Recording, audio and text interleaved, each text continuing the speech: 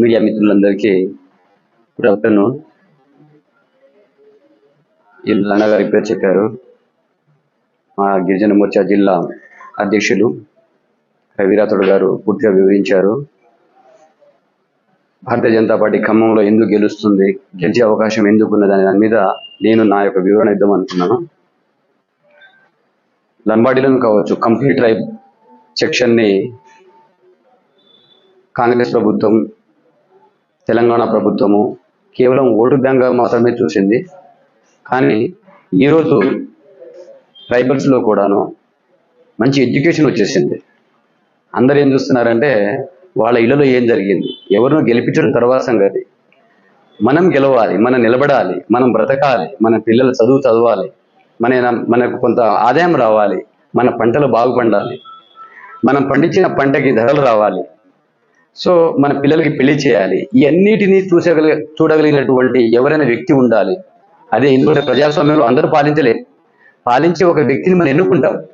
ఆ ఎన్నుకోబడిన వ్యక్తి తన కోసము దేశాన్ని వాడుకుంటున్నాడా, లేక దేశం అభివృద్ధి కోసం, దేశం కోసము తనకు ఏదైనా త్యాగం చేస్తున్నారా? మనం కాంగ్రెస్ ప్రభుత్వం తీసుకుంటే కేవలం ఒక కుటుంబం కోసం అన్ని వర్గాల వాళ్ళని, నాట్ ఫర్ ట్రైబల్స్ అండి, అన్ని వర్గాల వాళ్ళని, వాళ్ళ యొక్క సెల్ఫ్ కోసం అన్ని వర్గాల వాళ్ళని వాడుకొని ఈరోజు ఇప్పుడు దాకా మనుగడ సాగించారు. ఇది ఎంతకాలం 55 సంవత్సరాలు కాంగ్రెస్ ప్రభుత్వం. ఈరోజు పబ్లిక్ అందరికీ వాళ్ళకి అవేర్నెస్ వచ్చేసింది. ఎవరు దేశం కోసం పనిచేస్తున్నారు, ఎవరు వాళ్ళ కుటుంబం కోసం, వాళ్ళ వ్యక్తిగత అవసరాల కోసం పనిచేస్తున్నారు. మోడీ తీసుకోండి, యోగి గారిని తీసేసుకోండి, అమిత్ షాజీని తీసేసుకోండి, వాళ్ళు దేశం కోసం త్యాగం చేస్తున్నారు. వాళ్ళు దేశ ప్రజల్ని మభ్యపెట్టుకొని చేయట్లేదు. ఇది అందరికీ అవగాహన వచ్చేసింది. కాంగ్రెస్ అనగానే కరప్షన్. మళ్ళీ ఛాన్స్ ఇస్తామా? 55 సంవత్సరాల్లో వాళ్ళు చేసింది ఏమిటి? ఇన్ఫ్లేషన్ ఎంత పెరిగింది? 8% ఇన్ఫ్లేషన్ ఉండే, ఇవాళ 6% వచ్చింది. మన దేశంలో మనకున్నటువంటి మార్కెట్ ఏ రకంగా చూసుకున్నా పరికత ఇన్కమ్ 86,000 రూపాయలు. కానీ 2014లో ఈరోజు దాదాపుగా 1,76,000 వెళ్ళిపోయింది. మన దేశంలో డెవలప్మెంట్ రావాలంటే ముఖ్యంగా ఇండస్ట్రీస్ రావాలంటే ముడి చమురు కావచ్చు, ముడి సరుకులు బయట నుంచి రావాలి. సముద్ర మార్గంలో వస్తాయి. మన దీవి కాబట్టి, మన దీవిది కాదు, మన చుట్టూ సముద్రం ఉంది. మనకు 3 వైపులా మనకు సముద్రం ఉంది. ఈ 3 వైపులా సముద్రం ఉండబట్టి మనకు ముడి సరుకులు బయట నుంచి రావాలంటే కనెక్టివిటీ కావాలి. వచ్చిన సరుకు అక్కడ నుంచి దిగగానే మళ్ళీ సిటీ సెంటర్కి, అక్కడ మనకు మ్యానుఫ్యాక్చరింగ్ అవ్వాలి. మళ్ళీ మ్యానుఫ్యాక్చర్ అనే దాన్ని మళ్ళీ సిటీలోకి వెళ్ళగలగాలి, మళ్ళీ దాన్ని అమ్మగలగాలి, వస్తు రూపంలో మారాలి. ఈ అన్నిటికీ కనెక్టివిటీ కావాలి. కనెక్టివిటీ అయితే ప్రొడక్టివిటీ డెవలప్ అవుతుంది. ప్రొడక్టివిటీ డెవలప్ ఎప్పుడైతే అవుతుందో అప్పుడు ఎకానమీలో స్పర్ అవుతుంది. ఈ కామన్ సెన్స్ ని కాంగ్రెస్ ప్రభుత్వం ఈ రోజు వరకు ఎప్పుడు చేయలేదు.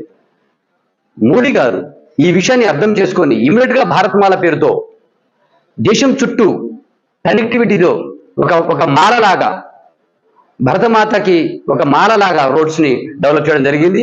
అదేవిధంగా సముద్రాల చుట్టూ కూడా సాగర్మాల పేరుతో మరొక హైవేస్ ని అన్నిటినీ కలెక్ట్ చేయడం జరిగింది. అమృత్ అనే పేరుతో సిటీస్ డెవలప్ చేయడం. ఎందుకంటే ఈ రోజు మనకు ఫారిన్ డైరెక్ట్ ఇన్వెస్ట్మెంట్ రావాలంటే మన కంట్రీ బాగుండాలి. మన కంట్రీ బాగుండాలి అంటే ఇన్వెస్ట్మెంట్ రావాలంటే క్లీన్ ఉండాలి. India wasn't still clean India till 2014. What is today? మనము స్వచ్ఛ భారత్ అభియాన్ పేరుతో అన్ని చోట్ల క్లీన్ ఇండియా మిషన్ పేరుతో బాత్రూమ్స్ ఫస్ట్ స్వాతంత్రం వచ్చిన 55 సంవత్సరాల తర్వాత, 70 సంవత్సరాల తర్వాత, 50 సంవత్సరాలు కాంగ్రెస్ పరిపాలించిన తర్వాత మనము బాత్రూమ్స్ కట్టుకునేటువంటి భాగ్యం. ఎంత దీన స్థితిలో ఉన్నాము. క్లీన్ ఇండియా అనేటువంటి ఇమేజ్ ఎప్పుడైతే వచ్చిందో మన దగ్గర ఇన్వెస్ట్మెంట్ రావడం మొదలుపెట్టింది. ఇన్వెస్ట్మెంట్ ఎప్పుడు రావడం మొదలుపెట్టిందో మన జీడిపి గ్రోత్ పెరగడం మొదలుపెట్టింది. మన యొక్క face of India has come economically. ఈరోజు టాప్ 5లో వెళ్ళిపోయాము. మనం ఒకప్పుడు ఫ్రజల్ 5లో ఉండేవాళ్ళం, బలహీనమైనటువంటి 5 దేశాల్లో ఉండేవాళ్ళం. ఇవాళ ఫోర్స్ఫుల్ 5 కంట్రీస్కి వెళ్ళిపోగలిగాము. 5 ట్రిలియన్ మార్కెట్కి వెళ్ళిపోగలిగాము. ఇవన్నీ కామన్ గా ప్రతి వ్యక్తికి తెలుస్తున్నాయి. అందరికీ ఇవాళ సోషల్ మీడియా ద్వారా they are getting connected with the day by day developments. So మేము ఇక్కడ చెప్పదలుచుకొని, మా పిల్లలు చదువుకుంటున్నారు. ఏకలవ్య స్కూల్లో అద్భుతమైనటువంటి ఎడ్యుకేషన్ దొరుకుతుంది, మంచి ఉద్యోగాలు వస్తున్నాయి. అన్న చెప్పినట్టు ఐఐటీలో బాగా చదువుకుంటున్నారు, ఎన్ఐటీలు బాగా చదువుకుంటున్నారు. ఎవరికి ఓటేయాలి? వాళ్ళ వాళ్ళ అవసరాలన్నీ ఎవరు తీర్చున్నారు అనేటువంటి నాకు ఒక గిరిజన యూనివర్సిటీ ఇవ్వగలిగారు. గిరిజన యూనివర్సిటీ ఇవ్వడం అనేది మామూలు విషయం కాదు రాష్ట్రపతులందరికీ. సో నేను ఇంకో మాట చెప్పదలుచుకున్నా. కామన్ గా మనం అనుకుంటాం సెంటిమెంట్స్, కులం పేరుతోనో మతం పేరుతోనో రాజకీయం అని ఎవరని అంటే, ప్రతి వ్యక్తి ప్రతి వ్యక్తికి ఒక కామన్ సెన్స్ ఉంటుంది. నేను ఎలా పరిపాలించబడుతున్నాను, ఎవరి చేత పరిపాలించబడుతున్నాను. తెలంగాణ ఆత్మగౌరవం అనేటువంటి పేరు ఒక సెంటిమెంట్ తీసుకొచ్చి ఈ రోజు ఏ డెవలప్ అయింది, ఎంత ఇన్ఫ్రా డెవలప్ అయింది? మన దగ్గర ఏ ఇన్ఫ్రా డెవలప్ కాలేదు. అందుకనే మనం ప్రభుత్వాన్ని మార్చుకోవాల్సి వచ్చింది. మళ్ళీ మోసపోవడానికి ఎవరు సిద్ధంగా లేరు. ప్రజలందరూ యువకులు, ముఖ్యంగా యువకులు ఎవరి దగ్గర చూసినా నేను ఓటు వేస్తే నా ఓటు మిస్ కాకూడదు, ఈ ఓటు ఎవరికి పోవాలి, నా పెద్దని ఎవరు. మన గ్లోబల్ ఒకటి ఫారిన్ కంట్రీకి వెళ్తే ఇండియన్ పాస్పోర్ట్ దాచుకునేవాళ్ళు. Because I use to travel more. Indian passport ని పెద్ద ఇవాళ యూకేలో పోతే fronting Indian passports very proudly. Hello, I'm from India because Rishi Sunak అక్కడ ప్రైమ్ మినిస్టర్. సో మనం ఈరోజు ఒక వాల్యుబుల్ కండిషన్ వెళ్ళిపోయాము. ప్రతి వ్యక్తి నేను చెప్పదలుచుకున్న ఒక యువకుడిగా మన దేశం కోసం మనం ఆలోచించాలి. మనం ఒక సేఫ్ హ్యాండ్ లో ఉన్నాము. మన దగ్గర ఉక్రెయిన్ లాగా ఎలాంటి ప్రాబ్లం లేదు, పిల్లలు ఎత్తుకుని పోవట్లేదు, ఉరకట్లేదు, బాంబులు పడే అవకాశం లేదండి. మన ఒక ఇండియన్ ఒక దేశంలో ఇరుక్కుంటే వాళ్ళే వచ్చారు, మన సైనికులు ఇరుక్కుంటే ఎప్పుడైనా మనం ఆలోచించాము 24 hours లోనే మళ్ళీ మనకు జాగ్రత్తగా అప్పచెప్పారు అంటే ఎంత బలమైనటువంటి లీడర్షిప్ ఉన్నాడు. ఈ లీడర్షిప్ ని మనం రాహుల్ గాంధీ ఎలా పోల్చగలుగుతాం? Who is Rahul Gandhi? What was he? What is he? What has he acquired? What has he done? what has the sacrifice that he has made for the country? He just happened to be a son of ex-prime minister. So what? There are so many prime ministers, so many chief ministers' sons. So it's a democracy. After all, we are all working for the public. Publics are ultimate. So ప్రజలందరూ ఎవరు ఆశ్చర్యం కాదు కదా, డెస్పోటిక్ కాదు ఇది. డెస్పోటిక్ ఉంటే ఇలాగే ఇవాళ మనం కింద దింపాము కేసీఆర్. ఎందుకు?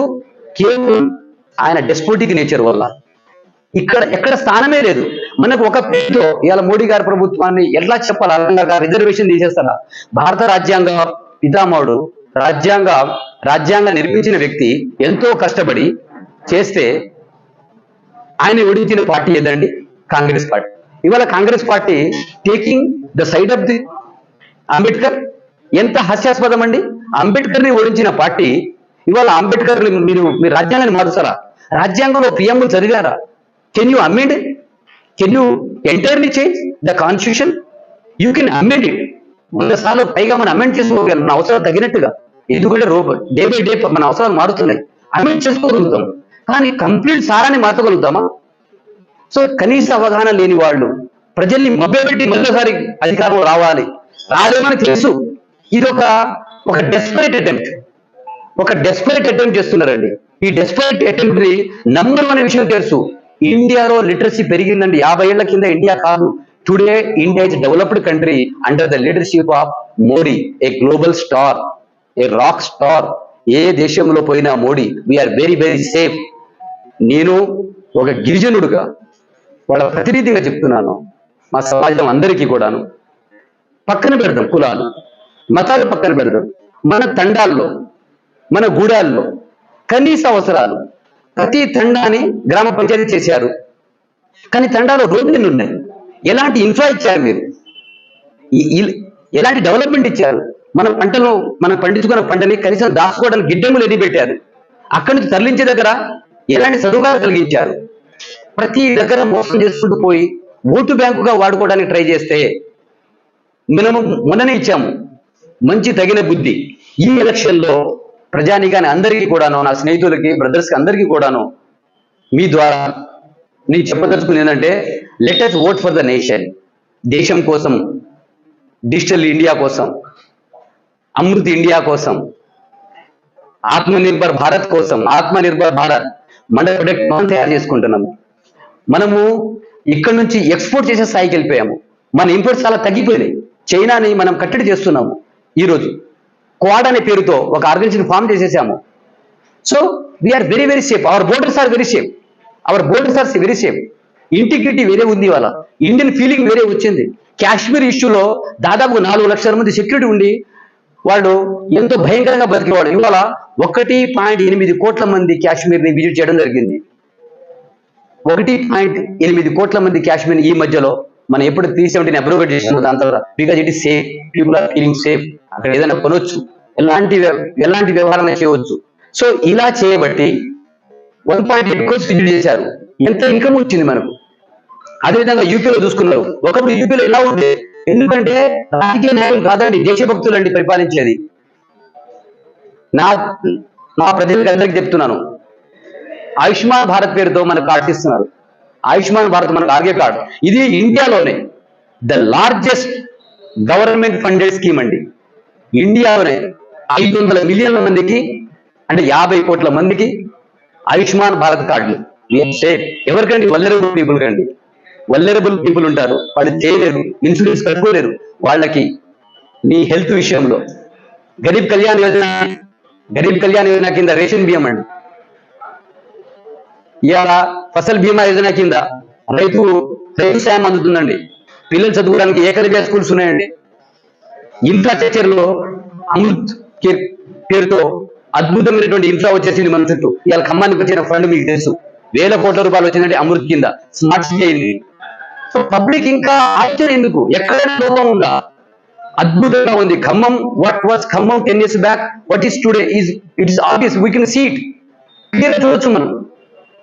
సో మనం అందరం కలిసి మరోసారి అద్భుతం జరుగుతుంది.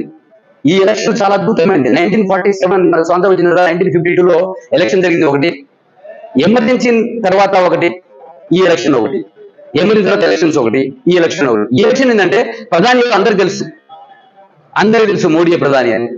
ఎప్పుడు జరగలేదు ప్రధాని ఎవరు డిక్లేర్డ్ గా ఎలక్షన్ జరిగింది, ఎప్పుడు జరగలేదు. It's a wonderful election to be held. Majority గురించి ఇప్పుడు వాళ్ళు మాట్లాడింది 400 అంటున్నారు. గెలవాలని మాట్లాడుకోవట్లేదండి. వీళ్ళ ప్రయత్నం 400 దాటొద్దు, వాళ్ళకి 400 దాటొద్దు. సో ఇలాంటి ప్యాథటిక్ కండిషన్ లో ప్రతిపక్షాలు ఏమీ వాళ్ళు ఇరోడ్ అయిపోతున్నారు. మధ్య పెట్టి ఎంతకాలం పని చేయరు, విద్యావంతులు అయిపోయారు. ఏ సమాజమైనా తలాక్ పేరు దేశంలో రెండు రకాల వ్యవస్థలే. తలాక్ పేరు ఎంతో మంది మెడల్కి ఇలా ముస్లిం మెడల్ అందరూ మాట్లాడుతూ ఉన్నారు. భారతీయ జనతా పార్టీతో ఉన్నారు, మోడీజీతో ఉన్నారు. వాళ్ళకి అన్నాయి పేరు, దే ఆర్ సో సెక్యూర్. ఇంత వాళ్ళందరూ సేఫ్. ఈ సందర్భంగా మీ అందరి ద్వారా చెప్పదలుచుకుని ఏంటంటే, ఒక ఇంట్లో కావలసినటువంటి బాత్రూమ్ల కాడ నుంచి, బియ్యం కాడ నుంచి, వీధి దీపాలు ఇంట్లో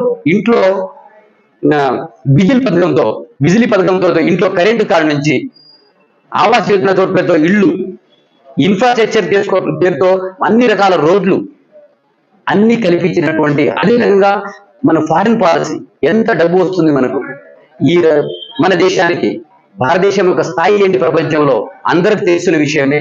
మీరందరూ కూడా ఈ మరొకసారి మోడీ యొక్క ప్రపంచంలో నేను సైతం నా ఓటు ఉంది అందులో అని గర్వంగా చెప్పుకోవడానికి మీరందరూ భారతీయ జనతా పార్టీ మా అభ్యర్థి శ్రీ తాండ్ర వినోదరావు గారికి ఓటేసి ఈ జరిగేటువంటి అభివృద్ధిలో, రాబోయేలో జరిగేటువంటి అభివృద్ధిలో నా చేయి ఉంది అని ఫీల్ కావాలంటే, గర్వపడాలంటే ఓటేసి అద్భుతంగా అత్యధిక మెజారిటీతో గెలిపిస్తారని.